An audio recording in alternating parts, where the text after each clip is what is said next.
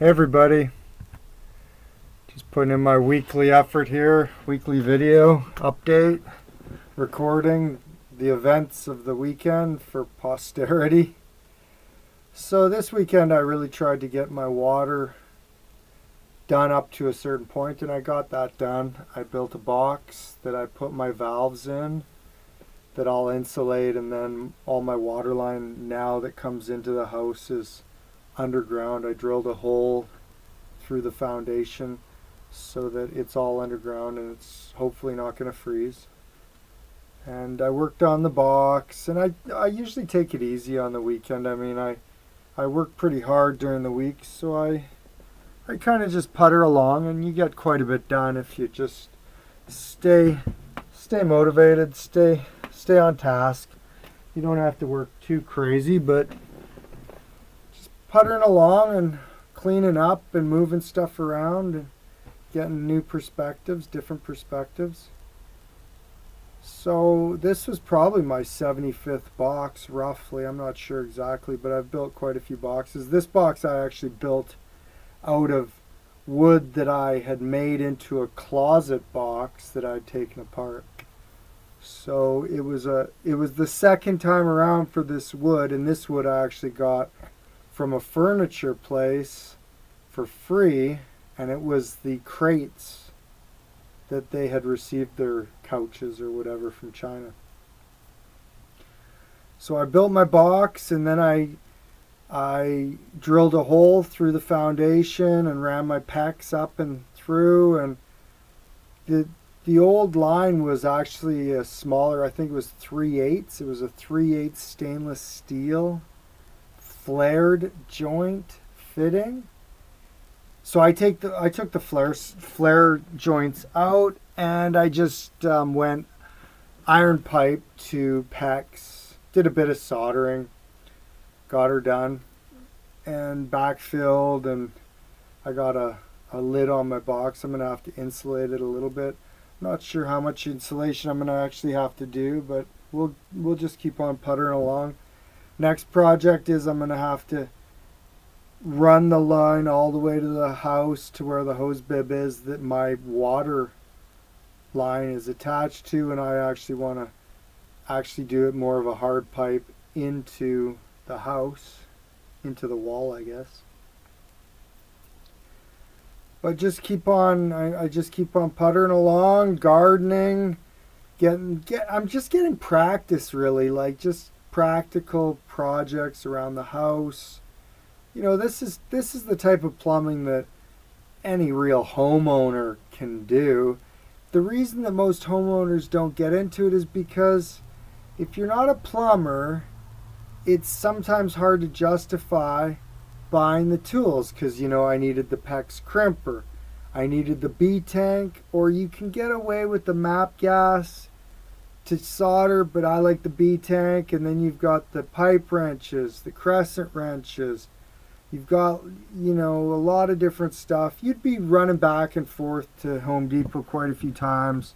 Maybe not. I mean, some people are pretty organized and good at that sort of thing. So this is me digging it out. I made sure that I made my box big enough so that I could actually kind of get in there, and there was a lot of room. So I made it roughly 18 by 18 by 24, and I actually, at first I thought, oh, I'll put my valve 6 inches up off the floor of the box, and I actually left a hole in the bottom so that if any water would just flow out of my box. I didn't want to completely, I like have an open end in the box. I didn't take a picture of that, but I was thinking, oh, I want to have the piping coming in about 6 inches up off the top of the box, which is 12 inches below the ground. I ended up doing about 15 inches off the top of the box because I just felt like that was probably a better fit. So you can see in this part of the video, that's where my water line originally came into the house. It's about 6 or 7 inches off the foundation of the place, So I am extremely surprised that that's not where the water froze or didn't freeze. So I'm not even sure that that wasn't where the water froze. I always thought it was freezing on the other end, the hose bib where it was coming out of the other house. When I say hose bib, that means the tap, the garden hose tap.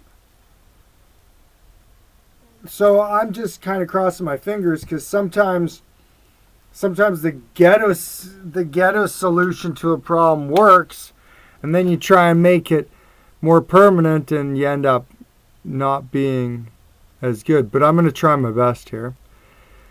So just digging around, getting the packs. I've got most of the tools. I just realized I don't have a plunger, a plumber without a plunger. That's kind of silly. Anyways, I just, like I said, just puttering around. It was a decent day for working. Yesterday was a little bit warm, but that's okay. And, doing my gardening thing and just relaxing, really.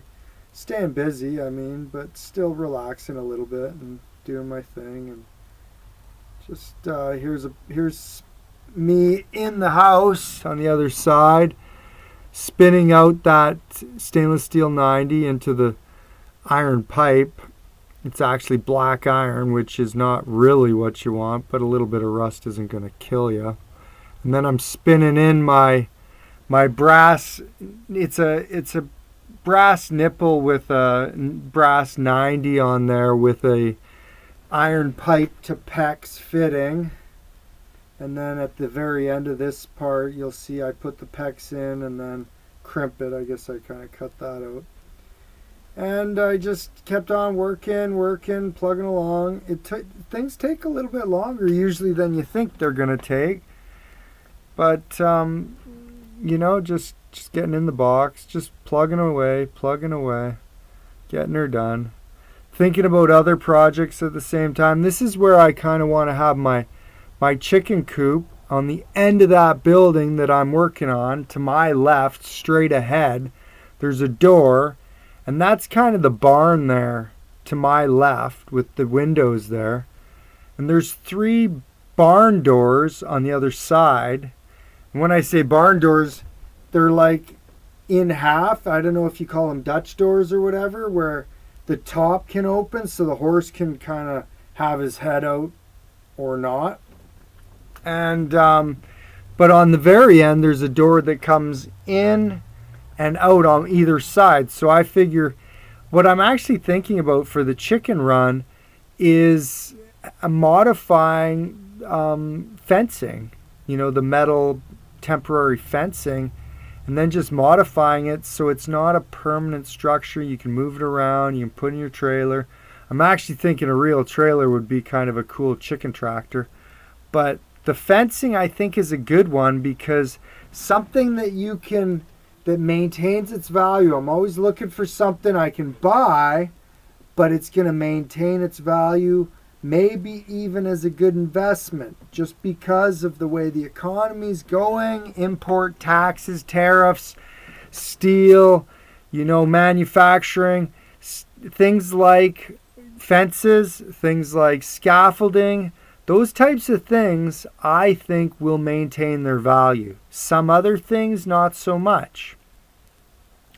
So I'm actually thinking more and more seriously about chickens, just because I know I can survive on eggs. If you eat 5 or 6 eggs a day, you're gonna maintain a shiny sheen on your hair and your skin. Otherwise, no protein. Some people are trying to convince me veganism is going to work. It's tough to convince me of that. So I'm thinking chickens. I like chickens. I think they have a lot of personality, so I'm kind of excited about that. And yeah, this video is almost done. There I am, turning the water on, going in the house, checking to see, oh yeah, worked. And that was kind of the end of the day, making sure. And